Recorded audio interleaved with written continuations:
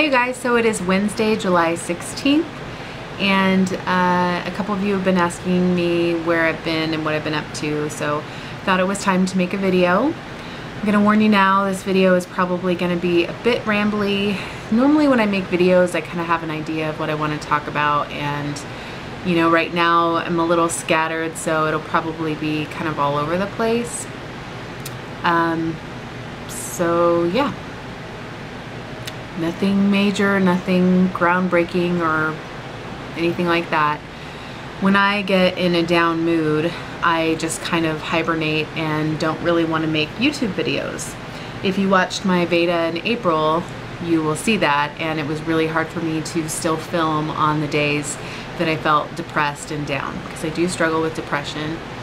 I have medication that I'm on for the depression, but I still go through it. And I have an action plan in place when I am going through it, and part of that is to do the best self-care I can.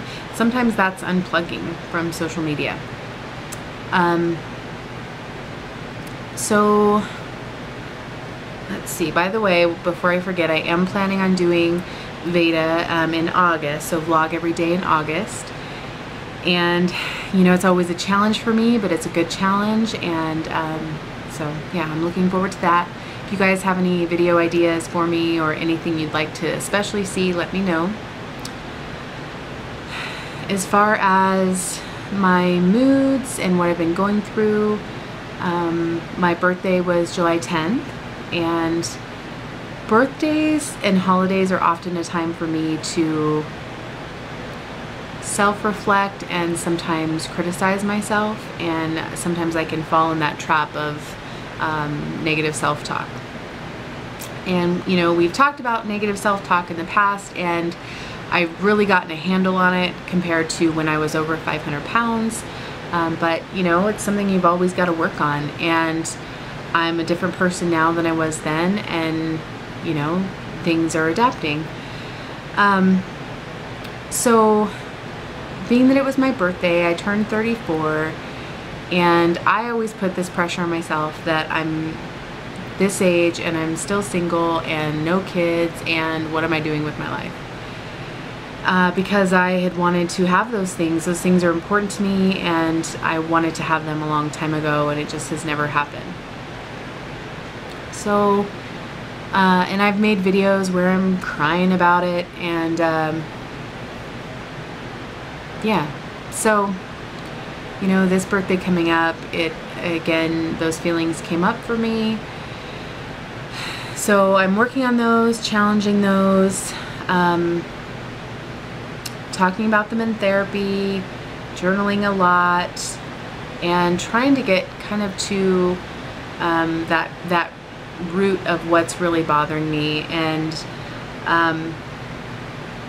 kind of why it hasn't happened, and to look at myself and you know, and ask myself, am I really putting myself out there? Because truth be told, I was in kind of a relationship with someone, and I think I kind of used that as a crutch for a long time. And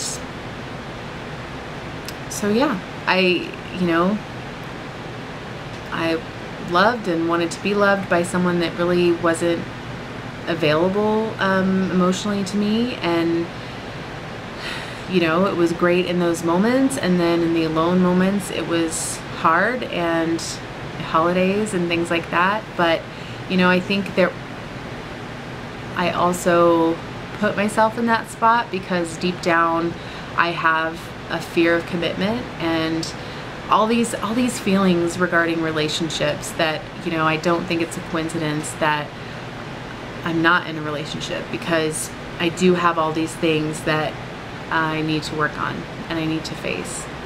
So fear of commitment, one piece of it is that I don't want to hurt anybody.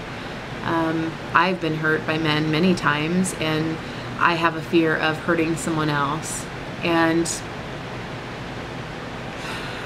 when I started this journey, when I was at my heaviest and absolutely hated myself, I did not want to be in a relationship with someone that could love me at that size because I didn't trust their judgment. And I told that to my therapist a few times. So as I lost weight, then I started the process of getting gastric bypass surgery. And there are so many, I've heard of so many relationships and studies done that after someone has a significant weight loss, it can really affect the relationship and often leads to divorce. So in my mind, I was like, well, I don't want to meet anyone and then go through this huge change because I plan on changing. So there you go. So another excuse as to why I didn't want to be in a real relationship. And yeah, so there's going to be a lot of ums and so's in this conversation because it's not easy to talk about. Also, I've got fans on because it's in the 90s here in Oregon, and yeah, so if you hear that background noise, that's why. So as I've been working on these issues and these issues coming up, I thought, well, you know, maybe it's time to start putting myself out there, because really, am I really putting myself out there? You know, probably not. So I've made small steps to do that, and I'm becoming more social, trying to be more social. I actually signed up today for a volunteer opportunity through my work. It's actually going to be at a music festival, and that's in August, and I'm really looking forward to that. Just being around people and, you know, maybe meeting people. So I've looked at different like clubs and meetups here locally. I haven't found any that I really am drawn to necessarily, but what came to my mind was, you know, what are my hobbies? YouTube. I love YouTube, I love social media. I want to learn more. I want to collaborate. I'm inspired by it basically. And so my thought was to start my own meetup for YouTubers, local YouTubers. But I also have a ton of stuff going on that I'm already, you know, behind on. So do I really want to add another thing to my plate? You know, this is my therapist talking. You know, she thinks that it's probably not a good idea to add something else to my already busy schedule. But that's still in the back of my mind because, as you could see, like, I got really excited about that. So that's in my mind. And then I decided to put an online profile on a dating site. I've done that in the past. I never seem to have much luck. But I'm trying it again with the intention of just practicing talking to men, talking to people. Yeah, it's tough. It's tough to meet people online because there are all sorts of people online, and you know, I'd like to find someone who is kind of at my level as far as has their own place, drives a car, has a job, has a schedule, you know. And you'd be surprised at how many people don't, even in their 30s. So just taking it slow. I've got a couple of people that a couple men I've been talking to, a couple of meetings set up, and you know, I'm just going into it with a different intention than I did last time. So I'm hoping that will help. I also want to be honest and keep my boundaries, and yeah, I think it'll be good practice. I'm not planning on meeting, you know, some great guy on the website, but who knows? I mean, I'm on the website, so maybe I'll meet my match. So yeah, working on that. You know, again, with my channel, it's hard for me to share when I'm struggling and the things that I'm going through, because I want to be a good role model for you guys. And in my mind, the good role model is positive and energetic and excited, But I was reminded that a good role model is also vulnerable and goes through rough times and has bad days, and trying to find that balance, because you know, I am a real person, and I know you guys know that. Sometimes I have to remind myself of that because I'm really hard on myself. Part of that, and you know, again, I'm getting to that with working with a therapist and working kind of on my own. I really, when I'm journaling, try to get to the underlying issue, you know. So if I say I'm missing someone, why am I missing them? Well, because I miss how I feel when I was with them. What did you feel like? I felt this, this, and this. You know, so that's what I need to get to, is what's going to help me to feel that way besides this person, place, or thing. Whatever you want to, you know, equate to that. You could use alcohol for that. You could use food, sugar, whatever. So getting to that underlying issue, because so many of my things aren't what's on the surface. I may think that it's, you know, well, like for instance with the lady at the doctor's office a few weeks ago, you know, what she said, was it her that I'm mad at? Is it what she specifically said? Honestly, what made me more upset was how it made me feel. Because if she had said that to another person, they probably wouldn't have been as offended as I was, or it just took me right to my core, that inner fat girl that is still feeling that way sometimes. So anyway, that's what I've been working on with journaling, is trying to get to the deeper, what's really bothering me. And then once I'm aware of them, because I seem to be pretty self-aware, and now the trick is to work on that. So we've been working, you know, again, meaning my therapist and I, have been working on those core beliefs and core, not so much core values, but core beliefs about myself. And you know, I'm trying to be perfect. I've changed how I look. I have nice clothes. You know, I'm doing all these things to have this outer appearance that was different than it was even a year ago, 2 years ago, 4 years ago. But I can change the outside as much as I want. But if in my core, if I still believe I am an ugly fat girl that does not deserve love, that's a problem, because I'm just going to continue to try and be perfect and look perfect, and you know, spend my budget on clothes trying to make up for this inner belief. And it's so hard to say,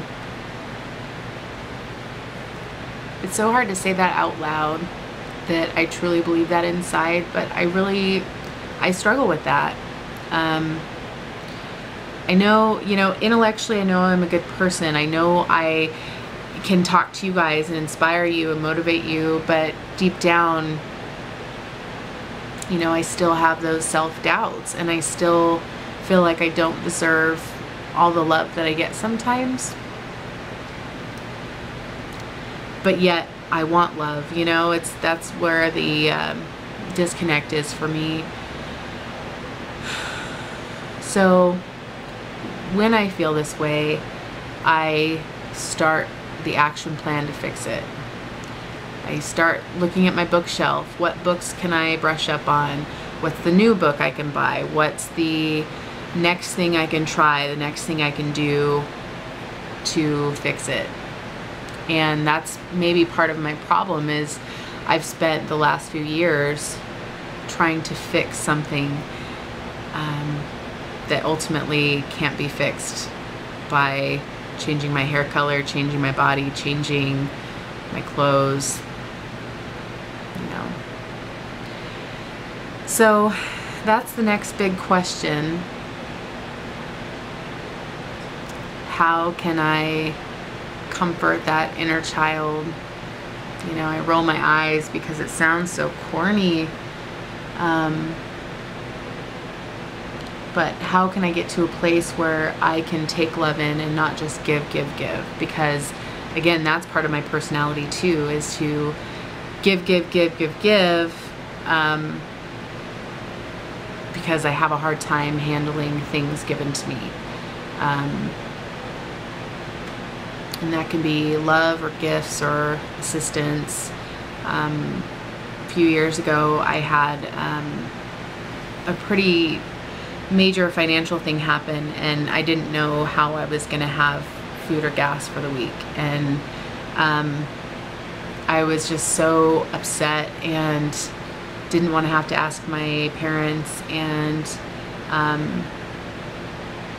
this girl from work, she may be watching, I don't know, she's friends with me on Facebook, gave me money for gas, and then another gal from work gave me money for food that week. And I cried like someone died. Like, it just devastated me that I would be in that position. And obviously, like, I'm still like, it makes me tear up because I just have never allowed myself, you know, I've always been one to try, and or if I needed help, it would be from my dad. You know, it's like I didn't really feel worthy of help from other people. And so she taught me a beautiful lesson that day, because even as I was like bawling my eyes out, she said, it's a blessing for me to give to others, a blessing from God. And by you not accepting it or not, you know, having this opportunity, you're taking away my opportunity to give. And it was such a beautiful, beautiful lesson. And I've really kept that. And I've also used that in me helping other people, because the other thing she said was, if it was reversed, you would do this for me. And that's absolutely true. And it has been true. I have helped other people. So I'm just trying to remind myself to have faith, because I do believe in God. I do believe in a higher power, and I have a spiritual practice. And in these times of depression, I tend to forget it, or I just panic and then feel like my life is over. It's never going to be good. I don't deserve good things. And the negative self-talk just exhausts me. And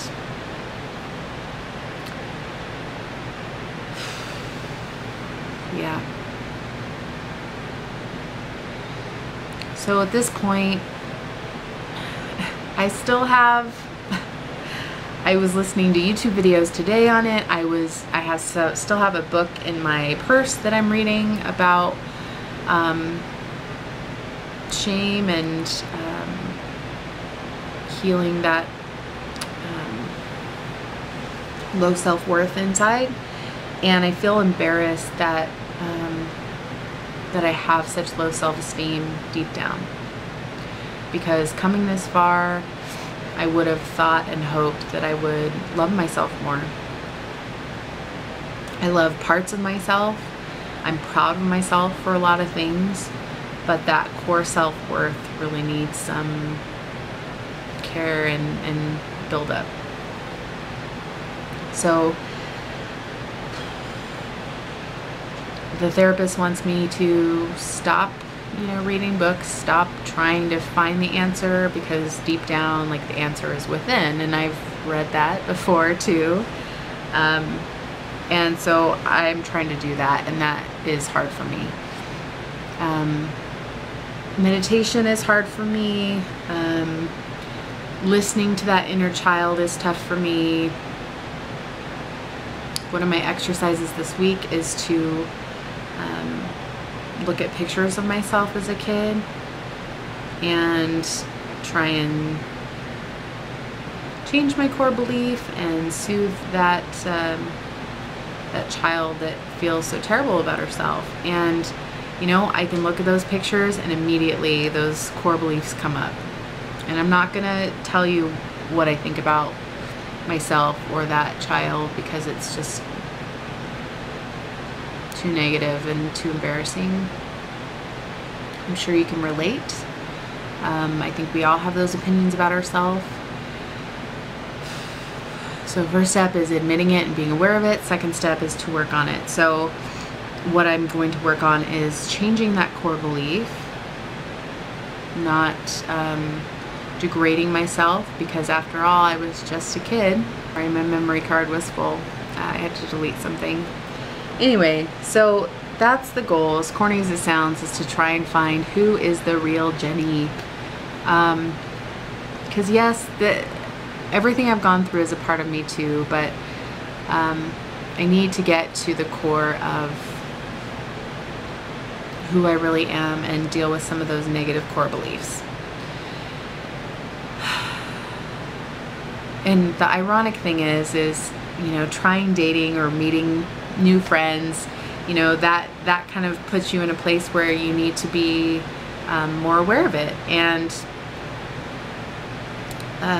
obviously I'm not going to get into my whole detailed life history with someone, a new friend or whatever, but you know, it's, I don't know, the thing that I'm finding is people identify themselves with things that they've done, but that was 5 years ago, you know, so it's like, okay, like some of these guys show pictures of themselves literally like 5 years ago. That just doesn't make any sense to me. So for me, my intention is to come across as who I am now. What am I doing now with my life? Anyway, so I think that's all I want to say. That's what's going on with me right now. I'm working really hard in therapy, trying to face these things and really work on them. You know, again, part of my spiritual beliefs is that it all happens for a reason, and that I'm exactly where I need to be in the exact moment, or the right moment for me. So, you know, I couldn't have worked on this a year ago or 4 years ago because I wasn't where I am now. So these are the things that are coming up, having come as far as I have. And that's fine. That's, you know, I've got things to learn and things to do, and hope it doesn't sound too vague, but I'm writing everything down. I'm keeping track of it, and I still hope to write a book someday, and hope to inspire you guys and continue on with this journey. So thank you so much for watching. I guess I should give an update with all this stress. Thankfully I haven't been turning to food. Still no sugar for me. I didn't have any cake on my birthday. We did have a funny moment. I went to dinner with my family, and my nephews are 7 and 6, and the 6-year-old was like, "Aunt Jenny, are we gonna have cake?" And I said, "No, we're not gonna have any cake." And he's like, "Cupcakes?" And I said, "No, no cupcakes." And he's like, "Muffins." And I'm like, "No, no muffins." And he's like thinking about it in between. He's like, "Donuts?" And I said, "No, we're not gonna have any sweets, because remember, Aunt Jenny doesn't eat sugar right now." And, "Oh, okay, no sugar." So then the boys had this whole little conversation about no sugar, you know. "Yeah, Aunt Jenny's on no sugar." "Oh yeah," you know, and so that was a funny moment. And then the 7-year-old went to the bathroom, and he came back, and to my brother, he says, "Dad, someone wrote a bad word on the bathroom wall." And my brother's like, without missing a beat, he's like, "Did you do it?" And James was like, "No, I didn't do it." And my brother's like, "I think there's a pen in your pocket. I think you might have wrote that." And James was like, "Oh, Dad," you know, because he was kind of razzing him. So then he comes over to me, and he's like, "Aunt Jenny, someone wrote a bad word on the bathroom wall." And I said, "Did you do it?" He's like, "Oh, no." And so it was really cute. And I, of course, said, "Well, how was it spelled?" And he's like, "F-U." And I go, "Nope, sorry, shouldn't have asked. You can stop there. So then the 6-year-old whispers to me and he's like, Aunt Jenny, I think the bad word was snake. And I was like, oh, I think you're right. I think it was snake. So it was really cute. And I had a really good time with everybody. I got some really great pictures with my family, and it's really fun to compare the pictures last year and the few years before, because we always try and do a family picture on my birthday, and so that was really special to me.